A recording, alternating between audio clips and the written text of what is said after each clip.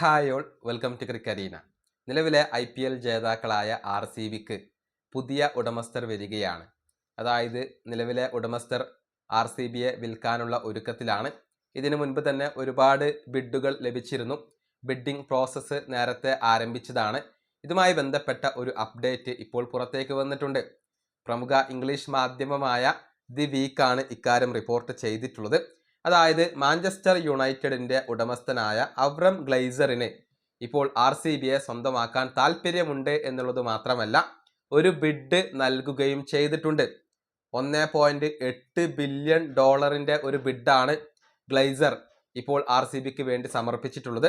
അതായത് മാഞ്ചസ്റ്റർ യുണൈറ്റഡിൻ്റെ ഉടമസ്ഥനാണ് ഗ്ലെയ്സർ. അദ്ദേഹത്തിന് ഇപ്പോൾ RCBയെ കൂടി സ്വന്തമാക്കാൻ താല്പര്യമുണ്ട് എന്നാണ് ഈയൊരു ഇംഗ്ലീഷ് മാധ്യമം റിപ്പോർട്ട് ചെയ്തിട്ടുള്ളത്. ഇതിനോടകം തന്നെ ഒരുപാട് ബിഡുകൾ നേരത്തെ ലഭിച്ചിരുന്നു.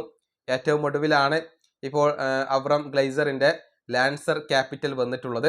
അവരാണ് ഏറ്റവും വലിയ ഒരു ബിഡ് നൽകിയത് എന്നുകൂടി ഇപ്പോൾ അറിയാൻ സാധിക്കുന്നുണ്ട്. അതായത് ഇതുവരെ ലഭിച്ചതിലുള്ള ഏറ്റവും വലിയ ബിഡ് അത് ഗ്ലെയ്സറിൻ്റെ ബിഡ് തന്നെയാണ്. അതുപോലെ തന്നെ എടുത്തു പറയേണ്ട ഒരു കാര്യം, രഞ്ജൻ പായ് നേരത്തെ ഒരു ബിഡ് നൽകിയിരുന്നു. അതായത് മണിപ്പാൽ ഗ്രൂപ്പിൻ്റെ ചെയർമാനാണ് അദ്ദേഹം. കൂടാതെ അഡാർ പൂനാവാല നേരത്തെ ഒരു ബിഡ് നൽകിയിരുന്നു. സറം ഇൻസ്റ്റിറ്റ്യൂട്ടിൻ്റെ ചീഫ് എക്സിക്യൂട്ടീവ് ഓഫീസറാണ് ഇദ്ദേഹം ആ ഒരു ഇൻട്രസ്റ്റ് പ്രകടിപ്പിച്ചിരുന്നു.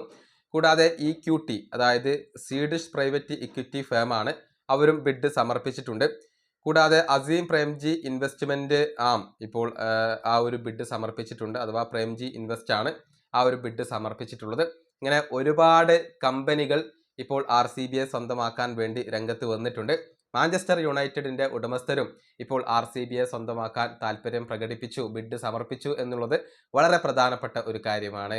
ഈ വീഡിയോ അവസാനിപ്പിക്കുന്നു. അടുത്തൊരു വീണ്ടും കാണാം.